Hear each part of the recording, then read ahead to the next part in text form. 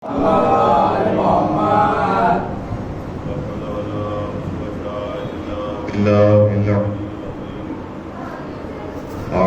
بالله السميع العليم من الشيطان اللعين الرجيم. حسبنا الله ونعم الوكيل ونعم المولى ونعم النصير. بسم الله الرحمن الرحيم. الحمد لله رب العالمين الرحمن الرحيم. الصلاة والسلام على أشرف الأنبياء والمرسلين سيدنا ونبينا وشفيعنا وحبيب قلوبنا وحبيب نفوسنا صاحب قاب وقوسين جد الحسن والحسين أبي الزهراء أبي القاسم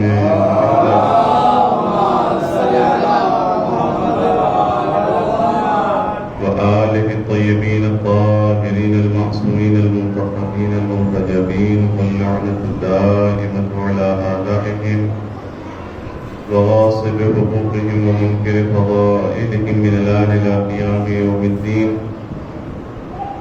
أما بعد، فقد قال الحسين عليه السلام: لقد خاب من رضي دونك بدلا. صلوات محمد وعلى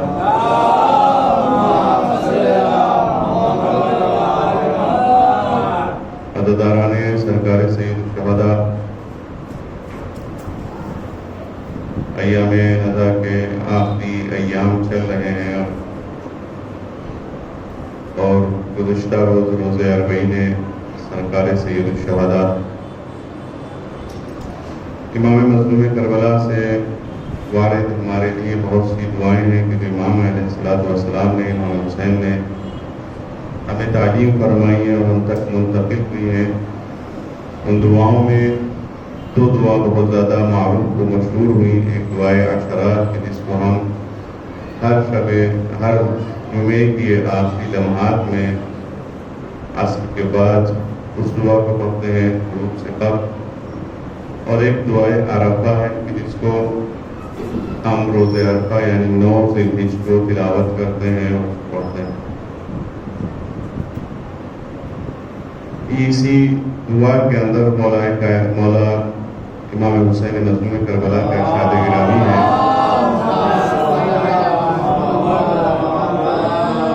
لقد خاب من رضی دونک بدلا. کہ وہ انسان گھاٹے میں رہا، خسارے میں رہا، نقصان میں رہا کہ جس نے تجھ کو چھوڑ کر، تیری راستے کو چھوڑ کر، تیری رضا کو چھوڑ کر کسی اور کی رضا حاصل کرنا چاہتا. اس سے پہلے کہ فقرے میں مولا ارشاد فرماتے ہیں کہ الہی ماذا وجد من فقدک وماذا فقد من وجدک. کہ پروردگار جس نے تجھ کو پا لیا اس نے کیا کھو دیا، اور جس نے تجھ کو کھو دیا اس نے کیا پا لی. یہ تمام دعائیں جو معصومین علیہ السلام سے ہمارے لیے وارد ہوتی ہیں، ان دعاؤں کا مقصد صرف یہ نہیں ہے کہ ہم ان کی تلاوت کریں اور ان کو اپنے لیے باعث ثواب اور باعث بخشش اور اپنی دعاؤں کے مستجاب ہونے کا سبب سمجھیں، بلکہ یہ دعائیں ایک اسلحہ ہے. جیسا کہ روایات میں ہے: دعا اور سلاح المومن. دعا مومن کا اسلحہ ہے، اور واقعاً ائمہ معصومین علیہ السلام نے اس کو بطور اسلحہ استعمال کیا ہے دعا. چونکہ اگر آپ بعد شہادت امام مظلوم کربلا کے حالات دیکھیں گے، اور خصوصاً بنی امیہ کے زمانے کے جو حالات تھے، ان حالات میں اصلاً یہ ممکن نہیں تھا کہ کوئی حق بات کہہ سکے یا حق بیانی سے کام لے سکے، اور یہ ممکن نہیں تھا کہ امام معصومین علیہ السلام کھل کر اپنی باتوں کو خطبہ جمعہ کے ذریعے سے، یہ مجالس کے ذریعے سے اپنے پیغامات کو لوگوں تک پہنچا سکیں. بلکہ ان تمام ایام میں، خصوصاً وہ دور جو بنی امیہ کا دور تھا، اس میں معصومین علیہ السلام نے ہم تک اپنے پیغام کو پہنچانے کا سب سے بہترین وسیلہ، سب سے بہترین ذریعہ جو اپنایا وہ دعا. اس لیے یہ دعائیں جتنی بھی ہمارے معصومین علیہ السلام سے ہم تک پہنچی ہیں، یہ ہمارے لیے ایک خزانہ علم ہے، معرفت کا ایک خزانہ ہے، جہاں ان کی تلاوت میں ثواب ہے وہاں ان پر عمل کرنا بھی ہمارا فریضہ ہے اور ان کو سمجھنا بھی ہمارا فریضہ ہے. چونکہ ہمارے پیغمبر ختم المرتبہ حضرت محمد مصطفیٰ صلی اللہ علیہ وسلم جب اس دنیا سے جا رہے تھے تو آخری لمحات میں پیغمبر نے قلم و دوات طلب کیا، اور اس وقت پیغمبر نے جو نوشتہ تحریر کیا اور تحریر کرنا چاہتے تھے، جس کے لیے رسول کو پیغام لکھنے کے لیے لوگوں نے قلم و دوات نہ دیا، وہ رسول اس میں یہی وہ ایام ہے کہ جس میں پیغمبر یہ اپنی وصیت تحریر کرنا چاہتے ہیں. اس وصیت کی شکل میں امام رسول فرماتے ہیں انی تارک فیکم الثقلین کتاب اللہ وعطرتی واہل بیتی ما ان تمسکتم بہما لن تضلوا بعدی ولن یفترق حتی یرد علی الحوض.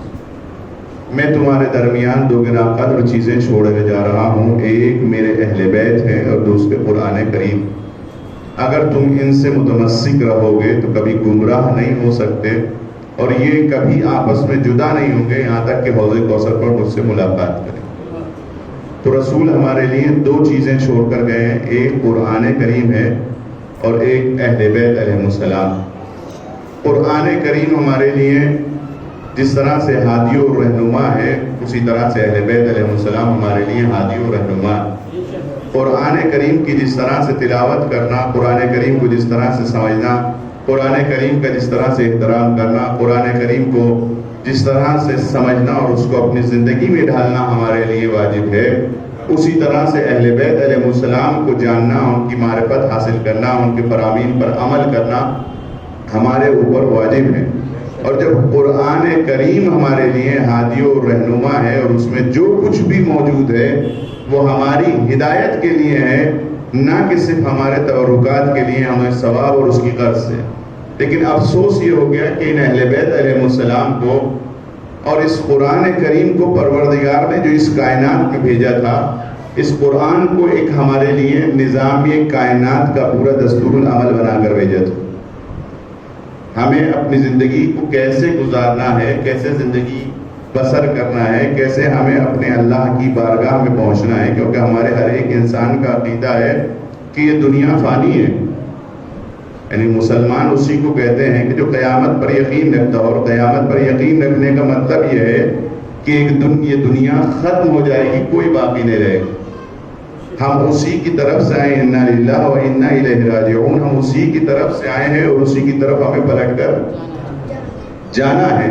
تو جب ہمیں اس کی طرف پلٹ کر جانا ہے تو ہمیں یہ کتاب پروردگار عالم نے جو بنا کر بھیجی تھی، جب اس کی بارگاہ میں ہم پہنچیں گے تو ہم یہ بھی کہہ سکتے تھے کہ پروردگار عالم جو تو ہمیں عذاب اور عقاب دے رہا ہے، جو ہم پر عذاب میں مبتلا کر رہا ہے، جو ہمیں پریشانیاں ہم جھیل رہے ہیں یہاں کر کے، یہ پریشانیاں تو تم نے ہمیں کیوں دی ہیں؟ فوراً پروردگار عالم جواب دے گا کہ میں نے تیری ہدایت کے لیے قرآن بھی بھیجا تھا، اور چونکہ اس کے اندر محکم اور متشابہ آیات تھی، تیری عقل اس لائق نہیں تھی کہ تو قرآن کو سمجھ سکے. اس قرآن کو سمجھانے کے لیے میں نے محلے میں قرآن اہل بیت علیہ السلام کو بھی بھیجا تھا.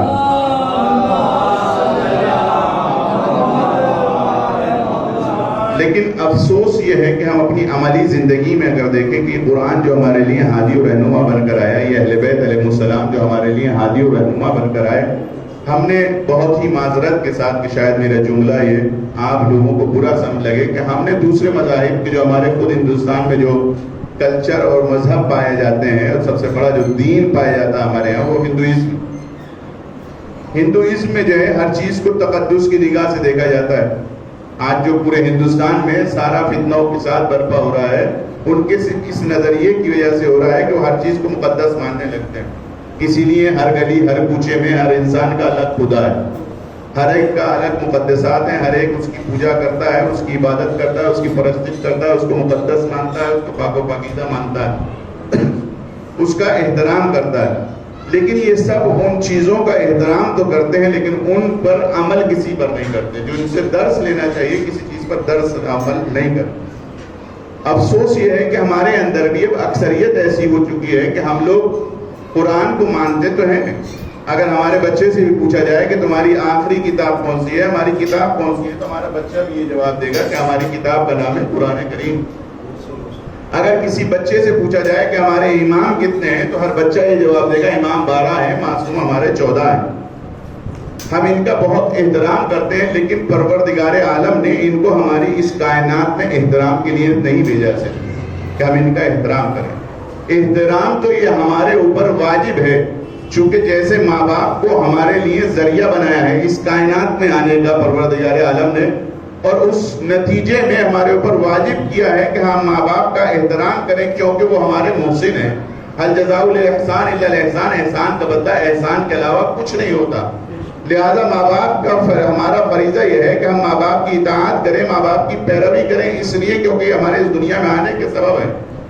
لیکن جن کی وجہ سے پوری کائنات کو خلق کیا گیا، اس کائنات میں جو کچھ بھی ہے انہی کی وجہ سے ہے، تو ان کا احترام کرنا ہمارے اوپر فریضہ ہے، ہمارے اوپر واجب ہے احترام کرنا۔ تو اس میں کوئی شک نہیں کہ ہم پر احترام ہمیں کرنا واجب ہے، لیکن صرف احترام کے لیے پروردگار نے نہیں بھیجا تھا۔ اگر احترام کے لیے بھیج دیتا تو کہہ دیتا کہ ان کو مقدس ماننے لگو، جیسا کہ ابلیس سے کہا تھا کہ میں تمہارے زمین پر جو ہے خلیفہ بنانے والا ہوں، جب بنا دوں، جب اس میں اپنی روح کو پھونک دوں، سب سے کہہ رہا فرشتوں سے سجدہ کر لینا، لیکن ابلیس نے سجدہ نہیں کیا۔ تو یہاں پر سجدہ کرا کر کے پروردگار عالم یہ نہیں کرنا چاہتا کہ ہم صرف پوجتے رہیں، تقدس کرتے رہیں، احترام کرتے رہیں، بلکہ یہاں پر اگر احترام کرانا صرف مقصود ہوتا تو پروردگار عالم پھر ایسے ابلیس کو بارگاہ سے اپنی مردود نہ کر دیتا، بلکہ یہاں پر صرف احترام نہیں تھا، بلکہ موسیٰ خداوند عالم چاہتا یہ تھا کہ ان کی اطاعت اور پیروی کی جائے۔ لہذا ہمارے لیے بھی جو معصومین علیہ السلام کو بھیجا ہے، جو قرآن کریم کو ہمارے لیے نازل کیا ہے، تو صرف تقدس اور احترام کے لیے نہیں بھیجا گیا، بلکہ اس قرآن کو اس لیے بھیجا گیا ہے کہ تاکہ یہ ہماری ہدایت ہو سکے اور ہم اس کی اتباع و پیروی کرنے کے بعد منزل کمال پر پہنچ سکے۔ ان اہل بیت علیہ السلام کو اس لیے اس کائنات میں بھیجا ہے کہ ہم ان کی بتائے ہوئے راستوں پر عمل کر کے، ان کے فرامین کو مانتے ہوئے، ان کے فرامین پر عمل کر کے ہم اس منزل مقصود تک پہنچ سکیں کہ جہاں تک کے لیے ہمیں خدا نے پیدا کیا ہے۔ اس انسان کو پروردگار عالم نے صرف بیکار اور عبث پیدا نہیں کیا، بلکہ اس انسان کو اشرف المخلوقات بنایا ہے۔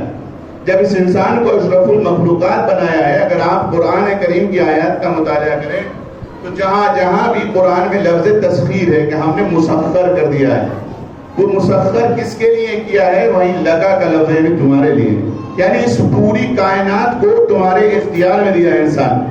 انسان جس کو میں نے اشرف المخلوقات بنایا ہے، اس کو تمہارے اختیار میں دیا ہے۔ جب اس نے ساری نعمتیں ہمیں ہمارے اختیار میں دی ہیں، وہ ہمارے کنٹرول میں دی ہیں، اس انسان کی کنٹرول میں دی ہیں، اب وہ الگ الگ ہمارے کیٹیگری ہے اس انسان کی، کون انسان کس منزل پر ہے، لیکن سب کے دنیا میں بھیجنے کا ہدف یہ ہے کہ سب کو ایک ہی کیٹیگری پہ پروردگار عالم دیکھنا چاہتا ہے کہ یعنی جو معصوم ہیں ان کے بعد اگر کوئی اور افراد ہو تو وہ سب غیر معصوم سب ایک کیٹیگری میں ہونا چاہیے، ان میں فاصلہ اور ان میں رتبہ بندی نہیں ہونا چاہیے، یعنی ہر انسان کی صحیح اور کوشش کرنا ہدف اور مقصد ہونا چاہیے کہ وہ منزل مقصود اور کمال تک پہنچے۔ یہی چیز ہم سے مولا کائنات بھی ارشاد فرما رہے ہیں کہ تم ہرگز بھی علی نہیں بن سکتے، تم ہرگز بھی علی نہیں ہو سکتے، لیکن تم یہ تو کر سکتے ہو کہ علی بننے کی کوشش کرو۔ لیکن افسوس یہ ہے کہ ہم نے اس قرآن کو متبرک بنا کر کے ایسا جزدان کے اندر اور غلاف کے اندر اس کو پیک کر کے رکھ دیا ہے کہ رمضان سے لے کر اگلے رمضان تک اکثر گھروں میں جو ہے اس کو کھولا جاتا ہے، یا بہت زیادہ اگر ہوتا ہے تو اب تو شاید کم بھی ہو گیا، وہ شہروں کے اندر تو بالکل ہی ختم ہو گیا ہے، لیکن گاؤں میں اب بھی کچھ حد تک باقی ہے کہ جب کوئی بیٹا گھر سے باہر جاتا ہے تو ماں آ کر کے اس کو قرآن کے نیچے سے نکال دیتی ہے، یا کوئی کربلا یا حج کرنے کے لیے جا رہا ہے، دعوتوں کے لیے جا رہا ہے تو اس کو اس سے نکال دیا جاتا ہے، یا پھر اس تلاوت کو اس کو مخصوص کر دیا گیا، میرا عزیز مر گیا، میری ماں مر گئی، میرے بھائی مر گیا، میرا بہن مر گئی، میرے بچے مر گئے، میرے عزیز و اقربا مر گئے، میرے عزیز دوست مر گئے، تو ہم اس کے اصال ثواب کے لیے قرآن خوانی کرتے ہیں۔ لیکن عزیزوں، یہ قرآن مردوں کے لیے نہیں آیا تھا، یہ قرآن زندوں کے لیے آیا تھا، اور زندوں کی بخشش کا سبب ہے یہ قرآن، یہ ہدایت بن کر آیا تھا زندوں کے لیے، لیکن ہم نے اس کو مخصوص کر دیا مردوں سے۔ اسی طرح اہل بیت علیہ السلام کو ہم نے صرف ایک ذریع تک مخصوص کر کے رکھ دیا، عالم تک مخصوص کر کے رکھ دیا، ایک زلجنہ تک مخصوص کر کے رکھ دیا، تابوت تک مخصوص کر کے رکھ دیا۔ ان سب چیزوں کا تقدس اور احترام ہمارے اوپر واجب ہے، ان کا ہم احترام کریں، لیکن یہ ساری چیزیں ہمیں امام کی معرفت حاصل کرنے کے لیے دکھائی جاتی ہیں، امام تک پہنچنے کے لیے ہمیں یہ بتائی جاتی ہے تاکہ ہم امام تک پہنچیں اور امام کی معرفت حاصل کر کے امام کے چاہنے والے بنیں۔ ہم جو یہ دور، جس دور میں ہم زندگی گزار رہے ہیں، جس زمانے میں ہم زندگی گزار رہے ہیں، اس کو زمانہ غیبت کہتے ہیں۔ ہم وہ قوم ہیں کہ جو لاوارث قوم نہیں ہے، ہمیں فخر و افتخار یہ ہے کہ ہمارا وارث موجود ہے، لیکن یہ فخر و افتخار جو ہے وارث کے موجود ہونے کا، اس کا مطلب یہ نہیں ہے کہ ہم صرف یہی بیٹھے ہوئے کہتے رہے اللہم عجل ولیک الفرج کہ پروردگار اعلیٰ ہمارے امام کے ظہور میں تعجیل کر دے۔ امام کے ظہور میں تعجیل صرف ہمارے کہہ لینے سے نہیں ہوگی، بلکہ ظہور میں تعجیل چونکہ حضرت زہرا سلام اللہ علیہ ارشاد فرماتی ہیں مثل الامام مثل الکعبہ، کہ امام کی مثال جو ہے وہ ایک کعبے کی مثال ہے، کعبے کی طرح امام۔ آپ حج کا ارادہ رکھتے ہیں، کبھی آپ نے یہ سوچا ہے کہ کعبہ آپ کی طرف آ جائے، آپ کیا کریں گے جا کر کے مکہ اتنی دور؟ آپ کو پتا ہے کہ وہاں آل سعود آپ کو نہ صحیح سے نماز پڑھنے دیں گے، نہ صحیح سے طواف کرنے دیں گے، آپ کو برجوں میں ختم کریں۔ کبھی آپ دعا کر لیتے پروردگار تو نے حج واجب کیا ہے تو خانہ کعبہ کو ایک سال ہندوستان بھیج دے، اگلے سال پاکستان بھیج دینا، اس سے اگلے سال تو ایران بھیج دینا۔ کیا ممکن ہے کبھی ایسا؟ نہیں ہے نا ممکن۔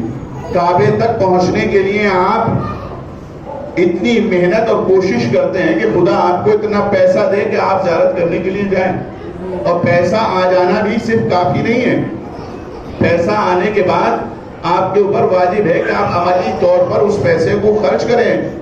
سعودی ایمبیسی جائیں، کسی قافلے والے سے بات کریں کہ ہم حج کرنے کے لیے جانا چاہتے ہیں، ہم حج پر جانا چاہتے ہیں، تب آپ حج پر جائیں گے، جا کر کے وہاں کے ارکان اور اعمال انجام دیں گے۔ شہزادی کہتی امام مثل الکعبہ، امام کی مثال ایک کعبے کی طرح ہے۔ العجل العجل کہہ لینے سے یہ نہیں ہے کہ امام ہماری طرف آ جائیں گے، یہ نہیں ہو سکتا کہ امام آج آ جائیے، بلکہ جب امام کعبے کی طرح ہے تو ہمیں بھی تیاریاں اور آمادگیاں کرنا ہوگی تاکہ ہم امام تک پہنچے۔ ہمیں امام تک پہنچنا ہے، ایسا نہیں ہے کہ امام نہیں ہے، امام آج بھی موجود ہے، ہمارے درمیان میں ہی ہے، لیکن ہمارے اعمال اور ہمارے کردار ایسا ہے کہ ہم امام کو نہیں دیکھ سکتے۔ ورنہ ایسا نہیں ہے کہ امام کسی دوسرے صحرا میں یا کسی اور جگہ پر زندگی بسر کر رہے ہیں، بلکہ امام ہمارے ہی درمیان میں ہے۔ ہرگز ایسا نہیں ہے کہ امام ہم سے الگ ہے، امام ہمارے ہی درمیان میں موجود ہیں۔ جب امام ہمارے درمیان میں موجود ہے ہمیں کیوں نظر نہیں آتے؟ نظر نہ آنے کا سبب ہی یہ ہے کہ ہم نے امام کو کعبہ تو کہتے ہیں، ہم مولانا کو کہتے ہیں قبلہ و کعبہ۔ کیوں کہتے ہیں آپ مولانا کو قبلہ و کعبہ؟ کیونکہ مولانا آ کر کے آدھا گھنٹہ ایک گھنٹے کی جو مجلس پڑھتے ہیں اس مجلس کے ذریعے سے آپ کی ہدایت کرتے ہیں۔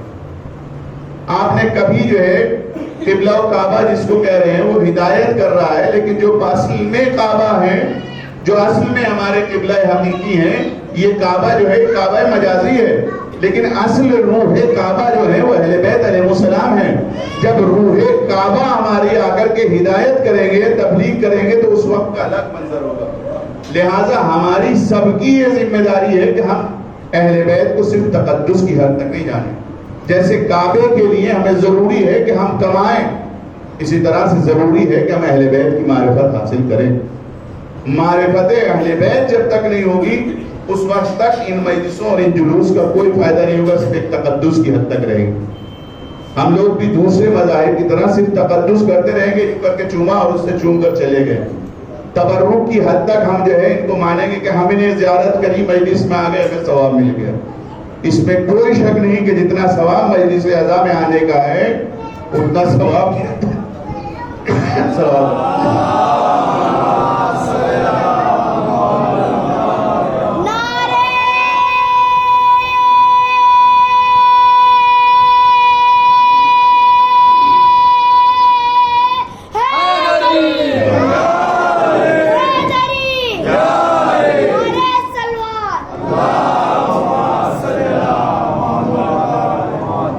تو تقدس ان مجلسوں کا جو ثواب ہے اس کو کوئی بھی معین نہیں کر سکتا اور نہ ہی بیان کر سکتا، لیکن یہ ثواب اسی وقت ہے اس مجلس کا کہ جب ہم اس مجلس میں جو بیان کیا جا رہا ہے اس کو سمجھیں غور و فکر کریں اور غور و فکر کرنے کے بعد اس کو عملی جامہ پہنائیں، اپنی زندگی میں ڈالیں۔ اگر ہم مجلسوں کو سنتے ہیں اور سننے کے بعد چلے جائیں تو پھر مجلسوں سے کوئی فائدہ نہیں۔ عزیزوں، رمضان المبارک میں جو 1 مہینے کے روزے ہوتے ہیں، وہ 1 مہینے کے روزے جو ہیں وہ ریاضت ہوتے ہیں انسان کے لیے، پریکٹیکل کرنے کے لیے کہ وہ کس طرح اللہ سے اس کی عبادت سے مانوس ہو سکے۔ اور اس کے بعد ہدیے کے طور پر انسان کے لیے خدا تعالیٰ نے عید کو رکھا ہے، اس کو تحفہ عید دیا ہے۔ لہٰذا اگر کسی کو یہ دیکھنا ہے کہ اس کے اعمال اگر مقبول ہو گئے ہیں، اس کے اندر اس کا روزہ مقبول ہوا ہے، تو اس کو روزے عید دیکھنا چاہیے کہ اس کے اندر کوئی چینجنگ اور کوئی تبدیلی آئی ہے نہیں آئی۔ میں منظور عالم کہ جو محرم رمضان سے پہلے تھا، آج بھی میں وہی منظور عالم ہوں یا میرے اندر کوئی تبدیلیاں آئی ہیں؟ میں نے اپنے جو گناہ میں کرتا تھا، جن برائیوں میں مبتلا تھا، میں نے کیا رمضان میں 1 مہینے کی ریاضت کے بعد ان گناہوں سے بچ گیا ہے؟ اسی طرح سے یہ 2 مہینہ 8 دن کی جو عبادت ہے ہماری، یہ 2 مہینہ 8 دن کی عبادت جو ہے، اسی طرح سے ہمیں ریاضت کر کے اہل بیت سے مانوس ہونے، اہل بیت کے قریب جانا، کعبے سے قریب ہونے کے لیے ہمیں 2 مہینہ 8 دن ہمیں سکھایا جاتا ہے۔ لیکن اس کے بعد ہم نے جب کعبے کو پہچان لیا، کعبے کی معرفت حاصل کر لی، امام کی معرفت 2 مہینے 8 دن میں حاصل کر لی، تو اب ان 2 مہینے 8 دن کے بعد ہمارے لیے جس طرح کعبہ جانے کے لیے ضروری ہے کہ ہم پاسپورٹ بنوائیں، ضروری ہے کہ ہم خود پیدل چل کے کربلا کی طرف جائیں، اسی طرح سے ضروری ہے کہ ہم جو سیکھیں اس کو اپنی عمل زندگی میں ڈالیں۔ اگر ہمارے اندر پورے 2 مہینے 8 دن کے بعد 9 ربیع الاول میں کوئی چینجنگ نہیں آتی، تو پھر اس کا مطلب یہ ہے کہ ہم نے صرف ایک مراسم کو ادا کیا ہے، ایک گفتگو کی ہے، ایک رسم و رواج کو ادا کیا ہے، اس کے اندر کوئی تبدیلی نہیں ہے۔ نعرہ حیدری، نعرہ صلوات،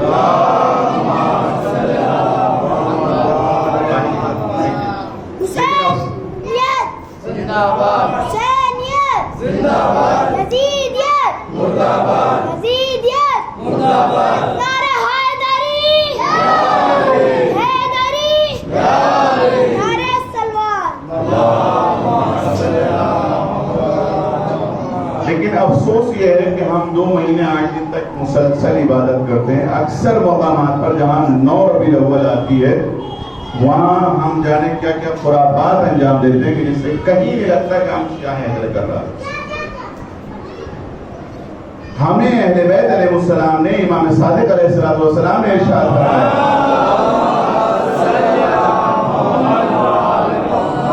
کہ تم ہماری خوشی میں خوش ہو، ہمارے غم میں غم مناؤ، لیکن یہ خوشی میں خوش ہونا اور غم میں غم منانا ہمیں اپنی طرح سے نہیں کرنا ہے۔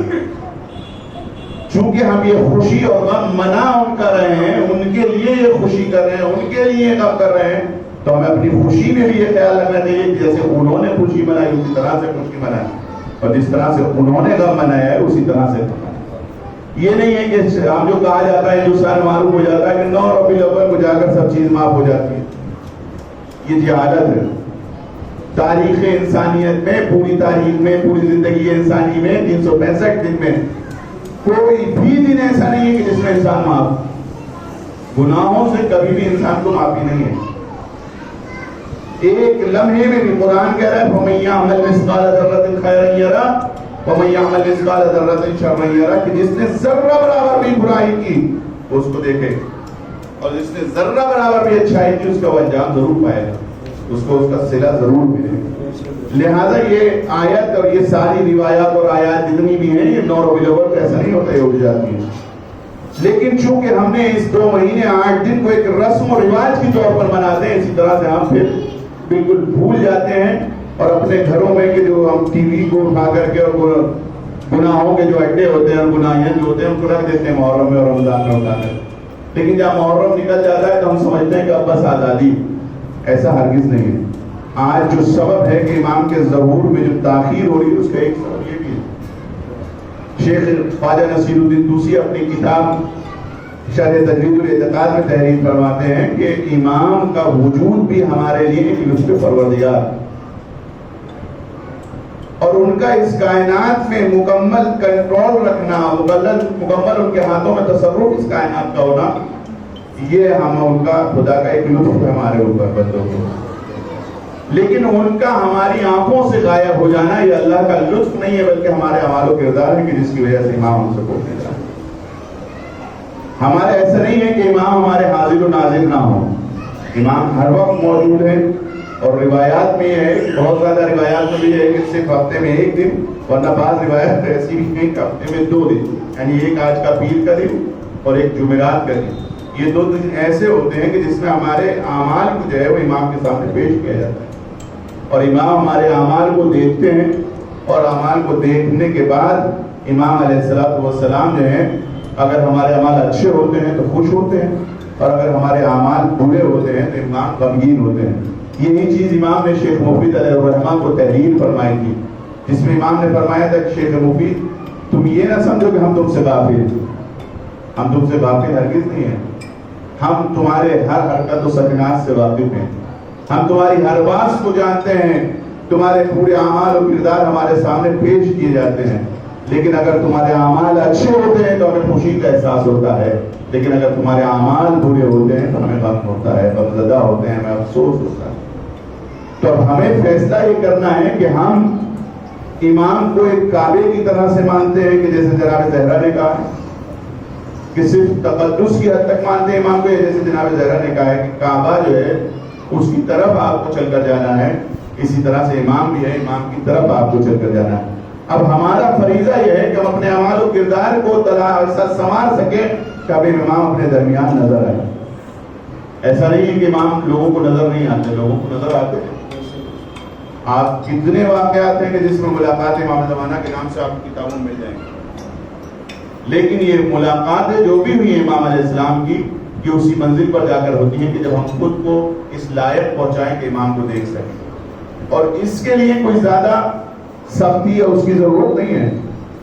بہترین اور سب سے آسان طریقہ یہ ہے کہ ہم یہ جان لیں کہ ہم جب کلمہ لا الہ الا اللہ کہہ رہے ہیں، کوئی معبود نہیں ہے سوائے اللہ کے، ہم بچوں کو سمجھانے کے لیے مولوی حضرات جو ہے وہ ترجمہ کر دیتے ہیں کوئی معبود نہیں سوائے اللہ، جبکہ لا الہ الا اللہ کا یہ ترجمہ نہیں ہے، یہ تو ایک سمجھانے کے لیے لا الہ الا اللہ کا ترجمہ ہے، کوئی معبود نہیں سوائے اللہ، بلکہ لا الہ الا اللہ کا صحیح ترجمہ جو ہے وہ یہ ہے کہ کوئی معبود نہیں سوائے اللہ کے، کوئی حاکم نہیں سوائے اللہ کے، کوئی رازق نہیں سوائے اللہ کے، کوئی شاہد نہیں سوائے اللہ کے، کوئی عالم نہیں سوائے اللہ کے، کوئی قادر نہیں سوائے اللہ کے، کوئی حی نہیں سوائے اللہ کے، کوئی دنیا کا مالک نہیں ہے سوائے اللہ کے۔ اگر کوئی موت دیتا ہے تو اللہ دیتا ہے، اگر کسی کو زندگی دیتا ہے تو اللہ دیتا ہے۔ یعنی لا الہ الا اللہ کا مطلب یہ ہے کہ پوری کائنات میں جو کچھ ہے وہ اللہ کے لیے ہے، اور ہم جو کچھ بھی ہے ہمارے پاس کچھ بھی نہیں، اور جب اس انسان کے پاس کچھ بھی نہیں ہے پھر انسان کو گھمنڈ کس بات کا ہے، غرور کس بات کا ہے، تکبر کس بات پر ہے، کس بات پر یہ انسان اکڑ رہا ہے، کس بات پر یہ انسان اللہ کے مقابلے میں آ رہا ہے۔ مشکل یہی ہے کہ ہم نے جو ہے اب جو کربلا کے میدان میں آپ دیکھیں جو مشکل آئی، جو کربلا کے میدان کا یہ واقعہ ہوا، جو امام حسین مظلوم کربلا کو کربلا کے میدان میں قتل کر دیا گیا، تو اس میں سب سے بڑا سبب ہی یہی تھا کہ انسان خدا کو نہیں پہچان سکے، ورنہ مقابل میں آنے والے نماز بھی پڑھتے تھے، روزہ بھی رکھتے تھے، حج بھی کرتے تھے، زکوٰۃ بھی دیتے تھے، تلاوت کلام پاک بھی کرتے تھے، ان میں حاجی بھی تھے، ان میں سب طرح کی عبادتوں کو انجام دیتے تھے، لیکن اس کے باوجود بھی حسین مظلوم کربلا کو قربتاً اللہ کہہ کر قتل کرے۔ اس کی وجہ یہ تھی کہ انہوں نے خدا کو نہیں پہچانا، چونکہ اگر وہ خدا کو پہچان لیتے تو اس کے رسول کو بھی ضرور پہچانتے، اور جب اس کے رسول کو پہچان لیتے تو حجت خدا کو بھی ضرور پہچان لیتے۔ اصل سبب یہ تھا کہ وہ خدا کو نہیں پہچانتے تھے۔ لہذا اگر ہم یہ چاہتے ہیں کہ ہمیں اپنے امام زمانہ عجل اللہ تعالیٰ فرجہ شریف کی معرفت کریں، ہم اپنے امام کو پہچانے، تو سب سے پہلا کام جو ہے ہمارے لیے وہ خدا کی معرفت۔ اسی لیے مولا متقیان علی بن ابی طالب علیہ السلام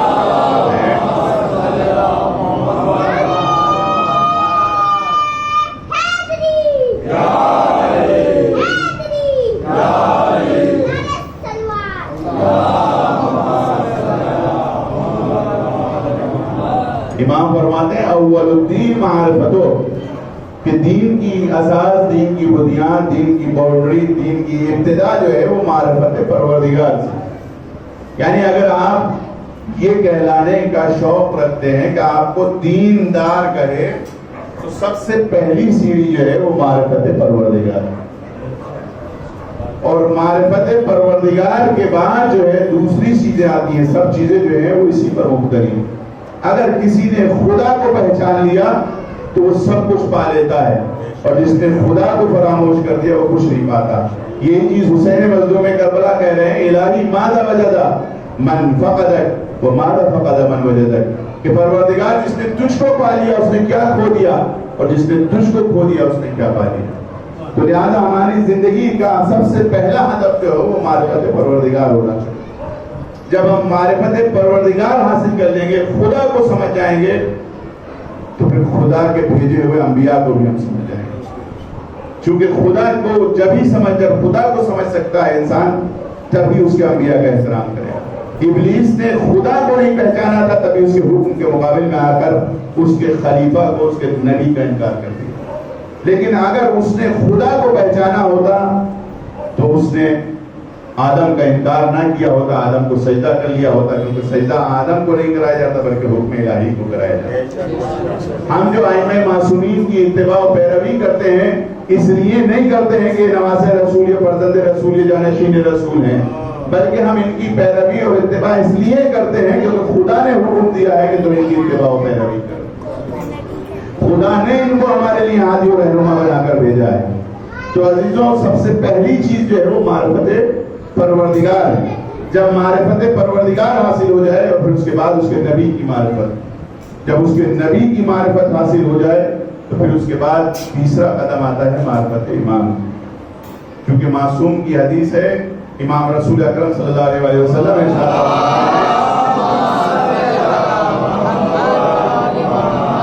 من مات ولم يعرف امام زمانہ فقد مات میتۃ جاہلیہ، کہ جو شخص اپنے زمانے کے امام کو نہ پہچانے اور اس دنیا سے چلا جائے تو گویا وہ ایسا مرا جیسے جہالت کی موت مرا ہو، کفر کی موت مرا ہو، گمراہی کی موت مرا ہو. تو ہمارا فریضہ یہ ہے کہ ہم اپنے وقت کے امام کو پہچانیں.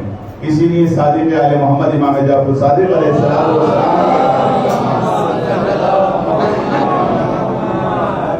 کہ عصر غیبت میں ہمیں یہ دعا ضرور پڑھنا چاہیے، دعا ضرور کرنا چاہیے. اللہم عرفنی نفسک فإنک ان لم تعرفنی نفسک لم اعرف رسولک. پروردگار عالم مجھے اپنے نفس کو پہچاننے کی توفیق عطا فرما، کیونکہ اگر میں تجھ کو نہیں پہچان سکتا تو تیرے رسول کو بھی نہیں پہچان سکتا. اللہم عرفنی رسولک فإنک ان لم تعرفنی رسولک لم اعرف حجتک. پروردگار عالم اپنے رسول کی معرفت مجھے عطا فرما دے، کیونکہ اگر میں تیرے رسول کی معرفت نہیں حاصل کر سکا تو میں تیرے حجت کو نہیں پہچان سکتا. پھر تیسرا اور آخری جملہ ہے اللہم عرفنی حجتک فإنک ان لم تعرفنی حجتک ضللت عنی، کہ پروردگار عالم اپنی حجت کو پہچاننے کی توفیق عطا فرما. اگر تو نے اپنی حجت کو پہچاننے کی توفیق عطا نہ فرمائی تو میں گمراہ ہو جاؤں گا اور صراط مستقیم سے ہو جاؤں گا. یہ تینوں دعائیں جو ہیں ہمیں ہر دور میں اس عصر غیبت میں ہر انسان کو یہ دعا کرنی چاہیے، کیونکہ بغیر معرفت کربلا میں جو سب کچھ ہوا وہ بغیر معرفت پروردگار. ان کو صحیح سے معرفت پروردگار نہیں تھی، صحیح سے معرفت رسول نہیں، صحیح سے معرفت حجت خدا نہیں تھی، جبکہ حجت خدا میدان میں کھڑے ہو کر کیا ہوا. تو اسی طرح سے عزیزوں ہمارا بھی فریضہ یہ ہے کہ کربلا کے میدان میں ایسا نہ ہو کہ جو آنے والے تھے صرف 72 تھے اور آج بھی جب امام آئے اور سزا دیں تو ان کو جواب دینے والے. بہت سے مشترکات جو ہیں امام زمانہ عجل اللہ تعالیٰ فرجہ شریف اور کربلا میں پائے جاتے ہیں.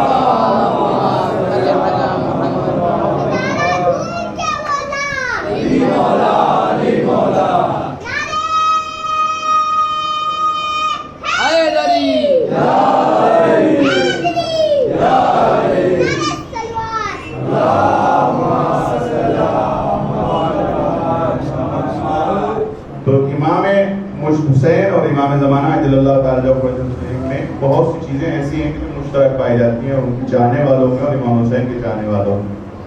ان کے دشمنوں میں اور امام کے دشمنوں میں، ان کو پہچان نہ پانے والوں میں اور امام زمانہ کو پہچاننے والوں میں بہت سے مشترکات پائے جاتے ہیں۔ سب سے پہلا تو مشترک یہ ہے کہ اگر آپ 14 معصومین کی زندگی پڑھیں گے تو صرف 2 معصوم ایسے ہیں کہ جن کو حکم ملا ہے کہ تم قیام کرو ظلم کے ظالم کے مقابل میں، جنگ کرو اور اس کے مقابل میں لشکر تیار کرو۔ ایک حسین مظلوم کربلا کہ جنہوں نے قیام حسینی کر کے پوری دنیا کو رہتے دنیا تک قیامت تک کے لیے اس اسلام کو زندگی دے دی اور حیات دے دی۔ آج جو اسلام کا نام باقی ہے، آج جو اسلام باقی ہے، آج جو یہ دین باقی ہے، صرف اور صرف قربانی امام مظلوم کربلا کی وجہ سے ہے۔ اور یہی وجہ ہے کہ جب ابراہیم ابن طلحہ نے امام زین العابدین سے سوال کیا تھا مولا کربلا کے میدان میں کون جیتا ہے، کون آ رہا ہے، تو امام نے یہی فرمایا تھا اگر وقت نماز ہو اور مؤذن اللہ اکبر کے ساتھ ساتھ اشہد ان محمد الرسول اللہ کہے تو سمجھ لینا کہ حسین جیت گئے اور یہ جیتا ہے۔ تو آج جو کچھ بھی دین باقی ہے وہ کربلا کی وجہ سے ہے۔ دوسرے امام کے جن کو قیام کا حکم دیا گیا ہے اس میں قرآن صاف صاف ہے، نرید ان نمن علی الذین استضعفوا فی الارض، ہم چاہتے ہیں کہ وہ لوگ جن کو زمین پر ضعیف قرار دے دیا گیا ہے ان کے ہاتھوں میں حکومت ہے۔ ایک امام زمانہ ہے کہ جن کو قیام کرنا ہے، لیکن یہ قیام امام حسین نے جو قیام کیا تھا اس وقت کیا تھا جب ان کا انصاف تھے، اور امام زمانہ بھی اس وقت قیام کریں گے کہ جب ان کے انصاف ہو۔ کہیں ایسا نہ ہو کہ ہم اہل کوفہ کی طرح العجل عجل تو کرتے رہیں، لیکن جب ہمارے امام آئے تو ہم اہل کوفہ کی طرح امام کو نہ بچا سکیں، ورنہ العجل کرنے میں اہل کوفہ والے اتنی جلدی کر رہے تھے کہ جب امام حسین کے پاس متعدد خطوط پہنچے، زیادہ سے زیادہ جب پہنچ چکے کہ جلدی کیجئے، جلدی سے آئیے ہمارے پاس، تو امام علیہ السلام جو ہیں وہ اپنے سفیر بنا کر کے جناب مسلم ابن عقیل کو بھیج دیتے ہیں کوفے۔ مسلم اپنے عقیل کوفے کی طرف امام کے سفیر بن کر آتے ہیں اور مسلم کے ہاتھوں پر 18,000 لوگ جو بیعت کر لیتے ہیں۔ 18,000 لوگ بیعت کرنے کے بعد وہ سب کہتے ہیں کہ مسلم جلدی سے لکھو امام کو کہ جلدی سے آ جائیں، جلدی سے آ جائیں۔ لیکن آپ کے سامنے تاریخ ہے کہ جب 9 ذی الحجہ کا دن آتا ہے اور مسلم ابن عقیل نماز پڑھ کے جب اٹھ کر دیکھتے ہیں تو کوئی بھی نہیں کر سکتا نا مسلم۔ یہ کیوں ہوا؟ یہ واقعات تمام جو ہمیں مجالس میں سنائے جاتے ہیں صرف سنانے کے لیے نہیں ہوتے کہ ہم تاریخ کو سنیں، بلکہ تاریخی واقعات اس لیے بیان کیے جاتے ہیں کہ تاکہ ہم ان سے عبرت لیں، ان سے درس لیں اور اپنے آپ کو اپنے گریبان میں جھانک کر دیکھیں، اپنے کردار کو دیکھیں۔ تو ہم بھی الجل کرتے ہیں۔ بہت سی روایات میں یہ ہے کہ جب امام زمانہ عجل اللہ تعالیٰ فرجہ شریف کا ظہور ہوگا تو جب امام آئیں گے تو لوگ ان سے جو الجل کہہ رہے تھے وہ یہ کہیں گے آپ کون سی شریعت لے کر آئیں، آپ کوئی نیا دین لے کر آئیں۔ چونکہ ہم لوگ اپنی رسم و رواج میں اتنے ڈوب چکے ہوں گے اور رسم و رواج کی وجہ سے ہم شریعت سے اتنا دور ہو گئے ہوں گے کہ ہم امام جس دین کو لے کر آئیں گے، امام جو شریعت اسلامی حقیقی دین کو لے کر آئیں گے، ہم اس کے بارے میں پوچھیں آپ کون سی شریعت لے کر آ گئے تو نیا دین ہے۔ یہ اسی وقت ہوگا کہ جب ہم معرفت نہ حاصل کریں۔ کوفیوں نے الجل تو کہا تھا لیکن صحیح سے حسین مظلوم کربلا کو نہیں پہچانا۔ امام کی صحیح سے معرفت ان کو حاصل ہے، اس لیے ہمارے مذہب میں سب سے زیادہ جو تاکید کی گئی ہے وہ علم حاصل کرنے کی۔ علم کو واجب قرار دیا گیا ہے، حتیٰ کہ گہوارے سے لے کر مرتے دم تک کبھی بھی علم جو ہے حاصل کرنے میں انسان کو نہیں شرمانا چاہیے۔ انسان کا سب سے بڑا دشمن جو ہے وہ جہالت ہے۔ ساری گمراہیوں کا سرچشمہ جہالت ہوتی ہے، اور علم کو جو ہے ہم لوگ بڑے فخر سے کہتے ہیں کہ ہماری مجلسیں جو ہے وہ ایک یونیورسٹی ہے، اس میں کوئی شک نہیں، مجلسیں یونیورسٹی ہیں۔ ہم جو اس مجلسوں سے سیکھ لیتے ہیں اتنا دوسرے مذاہب کے لوگوں کو نہیں ملتا، اس میں بھی کوئی شک نہیں ہے کہ جو مجلسوں سے ہم سیکھ لیتے ہیں اس سے کچھ نہیں۔ لیکن دنیا کے اندر پورے کائنات میں سسٹم ہے کہ جب ہم یہ کہہ رہے ہیں کہ مجلس ایک درسگاہ ہے تو پوری درسگاہ کا ہر درسگاہ کا یہ سسٹم ہوتا ہے کہ جب آپ پڑھنے کے لیے جائیں تو اس میں سیلف اسٹڈی بھی کریں، خود بھی پڑھ کر کے جائیں اور پڑھ کے آنے کے بعد پھر دوبارہ سے آپ خود پڑھ کے مطالعہ بھی کریں، دیکھیں بھی جو ماسٹر نے پڑھایا ہے پہلے پڑھ کر بھی جائیں کہ آج ہمارا سبق کیا ہے، ہم جا کے کیا پڑھیں گے، تبھی آپ سمجھیں گے کہ کیا بول رہا ہے استاد۔ اور اگر آپ سمجھ کر نہیں گئے ہیں تو جو ٹیچر پڑھاتا رہے گا آپ اس کو صرف رٹ لیں گے۔ آج جو بچوں میں رٹنے کی عادت پڑتی ہے اس کی یہی وجہ ہے کہ ہم بچوں کو پہلے سے پڑھا کر نہیں بھیجتے ہیں، تاکہ اس کو بچے کے سامنے کم سے کم ایک خاکہ اور ایک اسٹرکچر تو ہو. اب وہ بچہ جب پہنچتا ہے پھر کلاس میں جب ٹیچر پڑھانا شروع کر دیتا ہے تو اس کو بچے کو پتہ نہیں ہے کہ کیا کہہ رہا ہے, بس اس کو وہ سنتا رہتا ہے. اب سننے کے بعد جو ہے اس کو رٹ لیتا ہے بس, اور اس کو رٹنے کے بعد امتحان کے اندر لکھ دیتا ہے. لیکن وہ بچہ کہ جو گھر سے پڑھ کر بھی جاتا ہے, استاد کا سنتا بھی ہو, پھر گھر آنے کے بعد جو ہے اس کو لکھتا بھی ہے, اس کو پڑھتا بھی ہے, اس کو دیکھتا بھی ہے کہ جو استاد نے پڑھایا صحیح بھی پڑھایا نہیں غلط. اسی طرح سے اس میں کوئی شک نہیں کہ یہ فرش عطا کہ جس کو ثانیہ زہرا نے ان ایام میں دربار یزید میں بچھایا تھا اور ہمیں قیامت تک کے لیے ایک درسگاہ دی ہے. اس درسگاہ میں بھی آنے کے لیے ایک مجلسیں ایک لیکچر کی حیثیت سے رکھتی ہیں, ایک درس کی حیثیت سے رکھتی ہیں. لہذا ہمارے اوپر بھی فریضہ یہ ہے کہ ہم اس مجلس میں آنے سے پہلے مطالعہ کریں, سمجھیں, پڑھیں, اور پڑھنے کے بعد ہم آ کر کے یہاں پر غور سے سنیں. کیونکہ 1 گھنٹے کے اندر مولوی جو ہے زیادہ سے زیادہ 1 گھنٹہ سوا گھنٹے کی مجلس میں آپ کو ساری چیز نہیں بتا سکتا. ایک ٹاپک پر بولنے کے لیے وہ صرف ایک پوائنٹ آپ کو بتاتا چلا جائے گا, باقی سمجھنا آپ کا کام. اب آپ کے کچھ مطالعے کی وجہ سے آپ اسی وقت سمجھ جائیں گے, اور کچھ مطالعے کے بعد جو ہے آپ جب جو سمجھ نہیں آئے گا اس کو جا کر کے پڑھیں.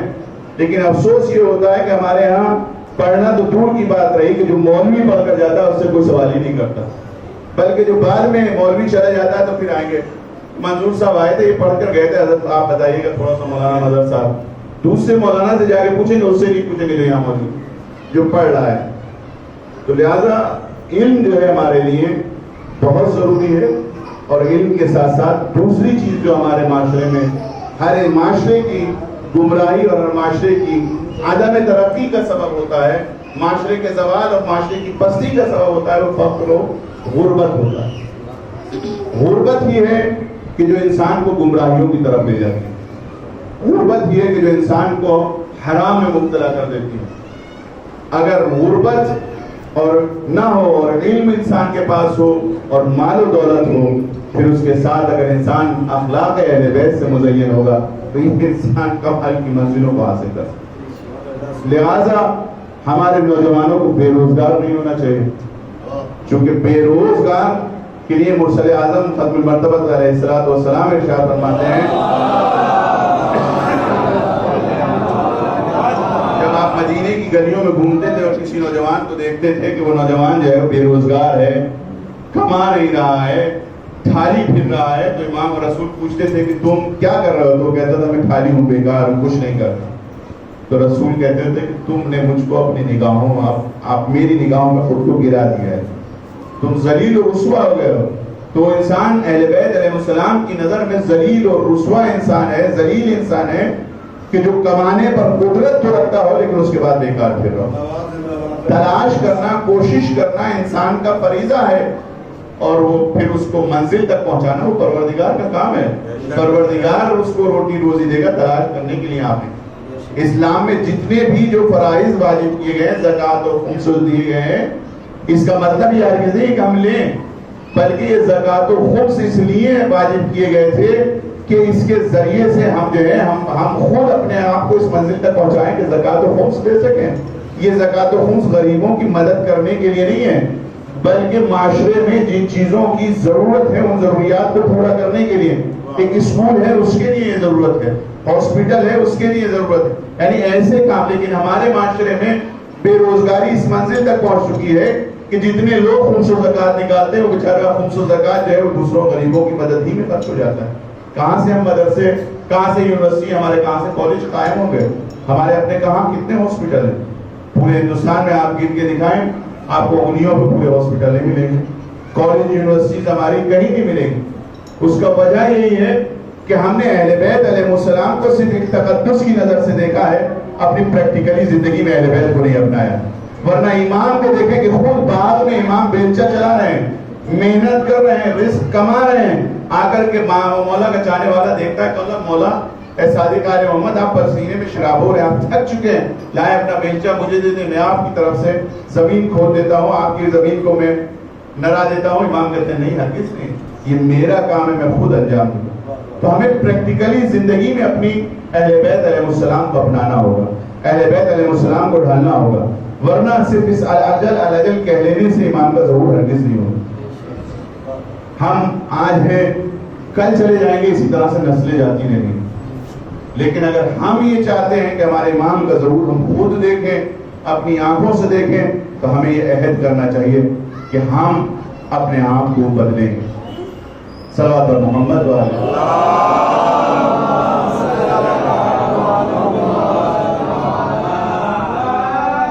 میں تو امام اور کربلا کے درمیان میں جو ہے بہت ہی زیادہ مشترکات ہیں. کربلا کا مقصد اور ہدف یہ تھا کہ معاشرے کی اصلاح ہو، معاشرے کے اندر جو تبدیلیاں آ چکی ہیں، جو دین سے منحرف ہو چکے ہیں، ان کو دین پر لانا. اور یہی امام بھی، ہمارے امام زمانہ بھی یہی کام کریں گے کہ امام کے لیے حدیث میں ہے یملأ الارض قسطا وعدلا بعدما ملئت ظلما وجورا، کہ ہمارے امام علیہ السلام اس دنیا کو عدل و انصاف سے اس وقت بھر دیں گے کہ جب دنیا پوری ظلم و ستم سے پوری ہو سکے. یعنی دنیا ایک وقت آئے گا کہ اپنی راہ سے ہٹ جائے گی، اور اب وہ وقت ظاہری طور سے آپ دیکھ رہے ہیں کہ آج پوری دنیا جو ہے وہ ایک طرف ہے، اور صرف مومنین اور اللہ کے چاہنے والے مخلص بندے بہت ہی کم تعداد ہیں، اور ہر دور میں مخلص بندے کم تعداد میں رہیں گے. لیکن مرسل اعظم علیہ السلام نے فرمایا تھا کہ اگر تمہیں اے عمار، اگر تمہیں کامیاب اور کامران ہونا ہے تو تم علی کو دیکھتے رہنا، کیونکہ علی جہاں بھی جائیں گے حق ان کے ساتھ ہوگا. اگر پوری کائنات ایک طرف ہو جائے اور علی ابن ابی طالب تنہا ہوں، تب بھی عمار تم علی کا ساتھ نہ چھوڑنا بلکہ علی کے ساتھ رہنا. تو یہ ہمیں بھی امام زمانہ جب آئیں گے تو اس معاشرے میں جو پھیلے ہوئے فساد اور فتنہ ہوں گے اس کو دور کریں گے.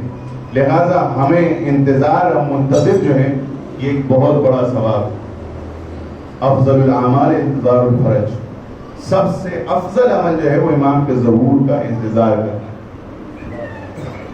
یا دوسری حدیث میں افضل العبادت انتظار الفرج، سب سے بہترین عبادت جو ہے وہ انتظار فرج. لیکن صرف انتظار ایک حرکت کا نام ہے. انتظار جو ہے انسان کے اندر ایک لگن پیدا ہوتی ہے، ایک امنگ ہوتی ہے، ایک دل چاہتا ہے کہ ایک طرف چلے. جیسے میں نے کہا نا، امام جو ہے وہ جناب زہرا نے فرمایا امام کی مثال کعبے کی مثال ہے. یعنی ہمارے دل میں یہ شوق پیدا ہوتا ہے کہ ہم اس طرف کعبے کی طرف جائیں.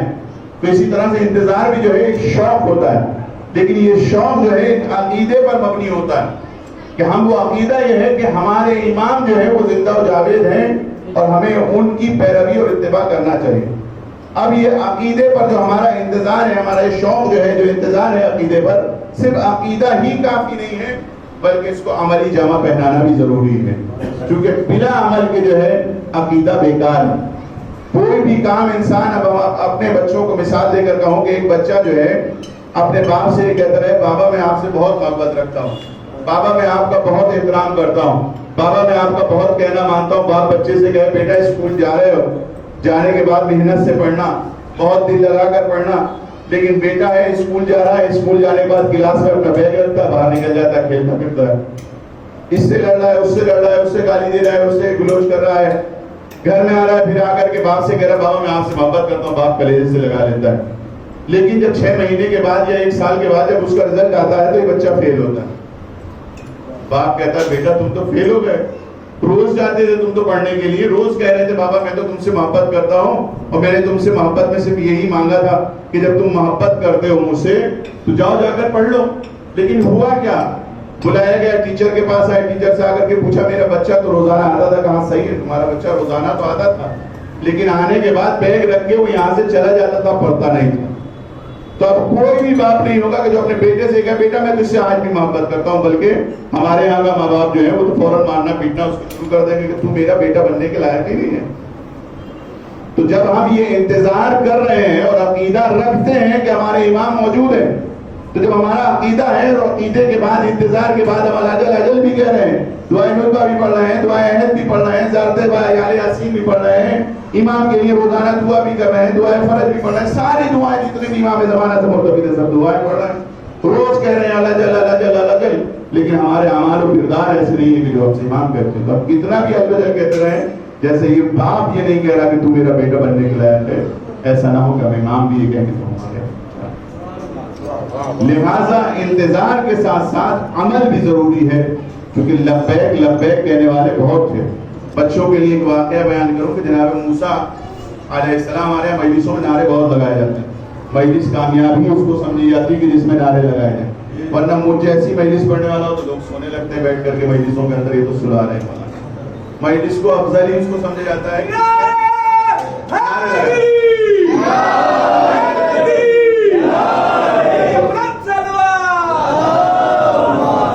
ان نعروں میں جو ہے. اسی طرح سے جناب موسیٰ فرعون کے دربار میں پہنچے اور پہنچنے کے بعد انہوں نے وہاں پر تقریر کرنا شروع کری. تو جیسے ہی ہمارے نوجوان اب جیسے میری بات کو سن کر کے ذاکری کی بات سن کر کے واہ واہ کرنے لگتے ہیں، فوراً سے واہ واہ اور نعرے لگانے لگتے ہیں. وہاں بھی موسیٰ کے چاہنے والوں نے نعرے لگانے شروع کر دیے، واہ واہ موسیٰ تم نے بہت بہترین کر دیا، کامیابی تمہارا جیسا بیان تھا ایسا بیان نہیں ہوا، موسیٰ تم جیت گئے، واہ واہ. ویسے ہی کرنے لگے جیسے ہم لوگ کرتے ہیں. وہی الہی نازل ہوئی، موسیٰ ان سے کہو کہ تم جو واہ واہ کر رہے ہو اس واہ واہ کو نہیں، اپنے دل کو بھی تو صرف لخلخہ زبانی نہیں ہونا چاہیے، بلکہ دل کی گہرائیوں سے جیسے تم لا الہ ایک واہ واہ کر رہے ہو اس طرح سے موسیٰ کو مان بھی تو لو. موسیٰ نے جس بات کو کہا اس پر عمل تو کر کے دکھاؤ، تبھی تم موسیٰ والے ہو سکتے ہو، صرف واہ واہ کر لینے سے موسیٰ والے نہیں. اسی طرح سے یا علی کہہ کر نعرہ حیدری لگا کر کہ ہم یا علی کہنے سے، یا لبیک یا حسین کہہ کر یا حسین کہہ لینے سے ہم حسینی عالمی نہیں بن سکتے، یا امام زمانہ کو علیہ کہہ کر ہم امام زمانہ کے منتظر نہیں بن سکتے جب تک کہ ہم اپنے عمل کو اس طرح سے ڈالیں، اپنی زندگی کو اس طرح سے ڈالیں کہ خود امام کہے کہ میرا چاہنے والا. اسی لیے صادق آل محمد علیہ السلام فرماتے ہیں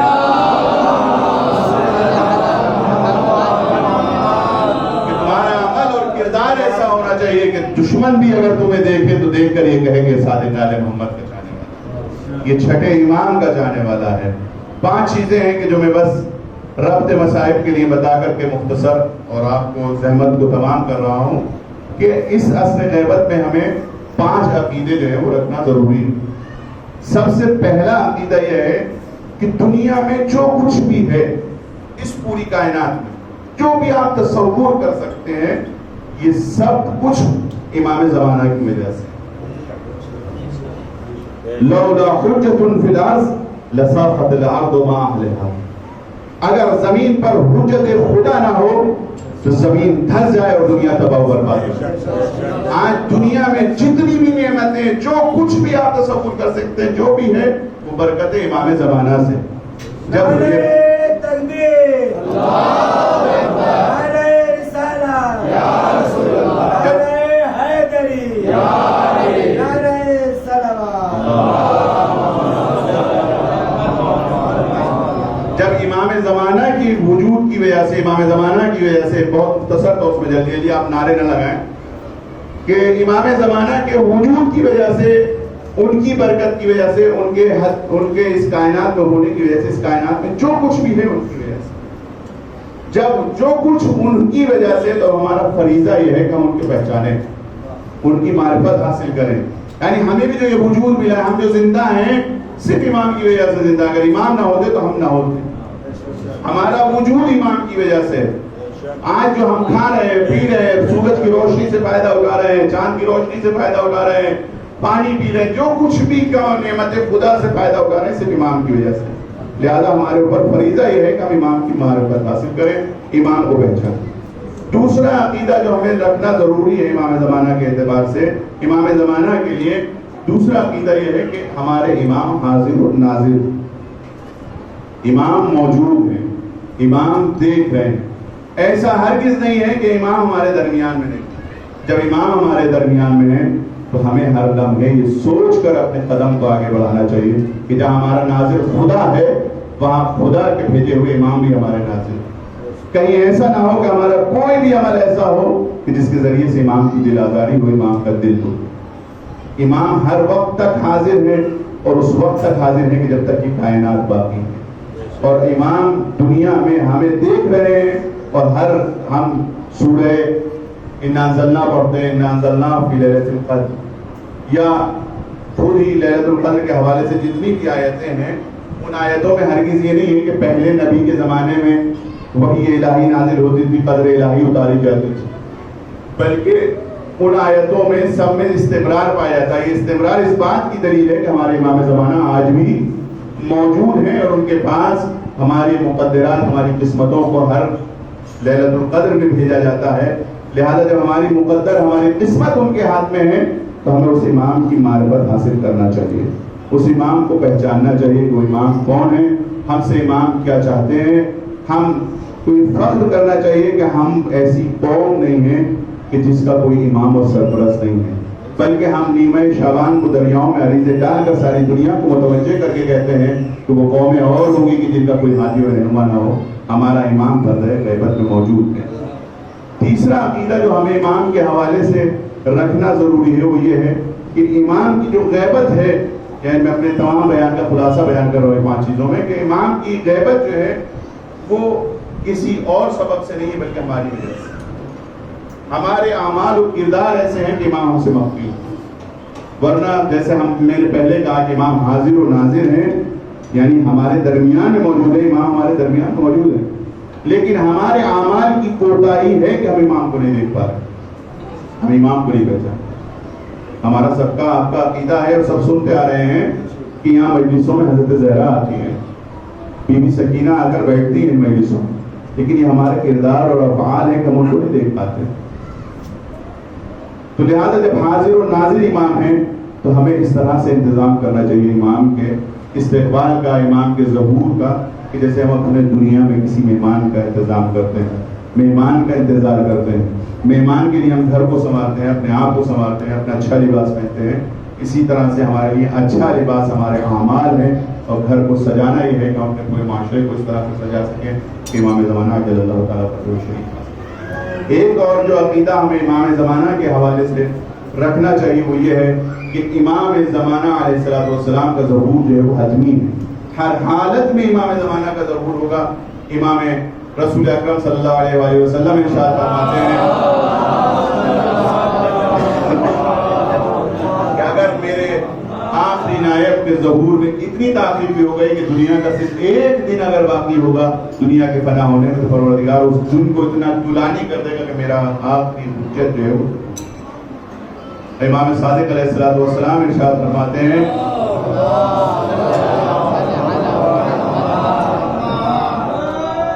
کہ ہمارے حجت جو ہے، ہمارے امام جو ہے امام زمانہ علیہ السلام کا ظہور ہر حال میں ہوگا، اور جو ان کے ظہور کا منکر ہوگا وہ ایسا ہے کہ جیسے خدا کی بارگاہ میں کافر پہنچا ہو اور مسلمان نہ پہنچا ہو. لہذا ہر مسلمان، ہر انسان کا فریضہ یہ ہے کہ ہم امام کے یہ عقیدہ رکھیں کہ امام کا ظہور حتمی ہوگا. آخری چیز جو امام کے حوالے سے ہمارے عقیدہ ہونا چاہیے کہ عقیدے میں ہمارے صرف اور صرف یہ نہیں ہونا چاہیے کہ ہم امام علیہ السلام کی تعریف اور تمجید کرتے رہیں، بلکہ ہم امام علیہ السلام کو جب حاضر و ناظر مانتے ہیں، جب امام علیہ السلام کو ہم یہ مانتے ہیں کہ وہ ہمارے امام جو ہیں ان کی وجہ سے پوری کائنات ہے، تو ہمیں اپنے آپ کے علاوہ اپنے معاشرے کو بھی ایسا سنوارنا چاہیے کہ معاشرہ ہمارا معاشرہ امام زمانہ بن سکے، معاشرہ حسینی بن سکے.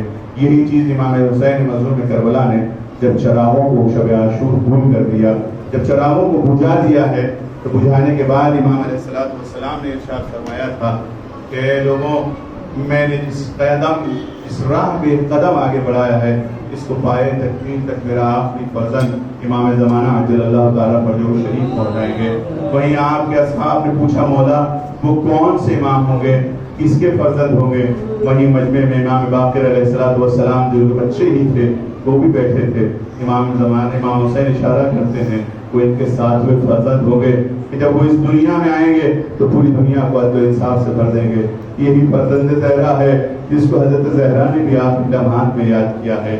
یہی ہمارے امام الامام ہیں کہ جن کو امام حسین نے بھی آخری لمحات میں یاد کیا ہے. جب حسین نے آخری لمحات میں یاد کیا ہو تو کیوں نہ وہ امام یہ کہے گا کہ حسین میں تمہارے پر اندمن علیک بدلت دموع دما، اے حسین میں تمہارے اوپر ان آنسوؤں کے بجائے خون کے آنسو بہاؤں گا. کیوں نہ حسین کا یہ فرزند خون کے آنسو بہائے، کیوں نہ آج بھی حسین کے فرزند یا لسارات الحسین کی آواز دے، کیونکہ آج بھی منتقل خون حسین پردہ غیبت میں موجود انتظار کر رہا ہے. ماں کی قبر ویران ہے. حسین جس میں قیام کے لیے جس حکومت کو قائم کرنا چاہتے تھے وہ ابھی تک قائم نہیں ہوئی ہے. ہاں عزیزو یہ وہ ایام ہیں جس میں اہل بیت اطہار کا یہ لٹا ہوا قافلہ قید خانہ شام سے رہا ہو کر کربلا کی طرف بڑھ رہا ہے. یہ قافلہ کربلا کی طرف بڑھتا جا رہا ہے. قریب کربلا پہنچنے والا ہے. ایک مرتبہ ایک قبر حسینی سے آواز آتی ہے اے جابر ذرا میری قبر سے ہٹ جاؤ, میری قبر سے دور ہٹ جاؤ. جابر کہتے ہیں عطیہ کیا بات ہوئی, ذرا دیکھو کیا ہو رہا ہے. عطیہ کہتے ہیں قافلہ ہے جو شام کی طرف سے آ رہا ہے. جابر کہتے ہیں چلو ہم ایک آڑ میں چھپ جاتے ہیں. جابر آڑ میں چھپ جاتے ہیں. دیکھتے کیا ہے قافلہ قریب آیا. ایک جوان نے خود کو قبر حسین پر گرا دیا. اے بابا آپ کی شہادت کے بعد ہم پر کیا کیا مظاہر اٹھائے گئے, ہم پر کیا کیا ستم اٹھائے گئے. عزیزو جابر نے جب یہ دیکھا یہ کوئی نہیں وقت کے امام سید سجاد ہے. جابر آ کر لپٹ گئے. امام کہتے جابر تمہیں نہیں معلوم ہمارے ساتھ بازار کوفہ و شام میں کیا ہوا. جزاکم ربکم خیر جزا. عزیزوں بیویاں ایک ایک کر کے سب شہید کی قبروں سے رخصت ہونے لگی. ایک مرتبہ زینب حلیہ سید سجاد کے قریب آتی ہے. آنے کے بعد کہتی ہے سجاد میرے بیٹا مجھے بھائی عباس کی قبر تک لے کر چلو, کیونکہ میرے ساتھ میں چاہتی ہوں اپنے بھائی عباس کو جا کر اپنے اوپر گزری ہوئی مصیبتوں کو بتاؤں, کیونکہ عباس وہی تھے کہ جو مجھے کربلا پر نشان و شوکت سے لے کر آئے تھے. سید سجاد عباس کی قبر پر لے کر پھوپھی زینب کو آتے ہیں. جناب زینب حلیہ مقام کرتی ہیں اے سجاد میں نے تم سے کہا تھا مجھے عباس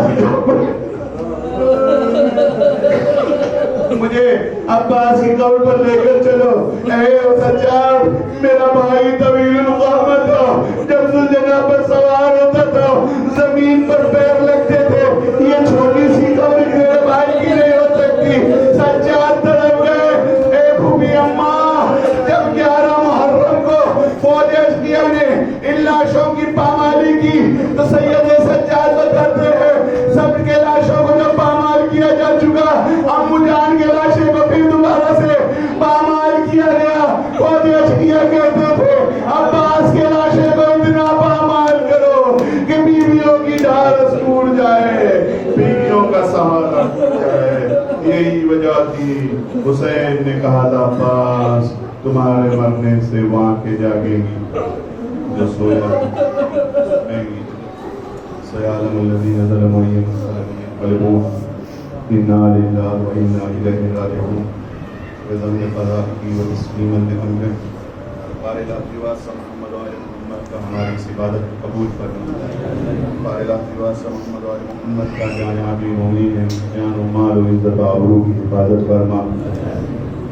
بارِ الٰہِ واسطہ محمد و آل محمد کا ہمارے ناسوں کو ہمارے سیدہ میں جگہ عنایت فرما. بارِ الٰہِ واسطہ محمد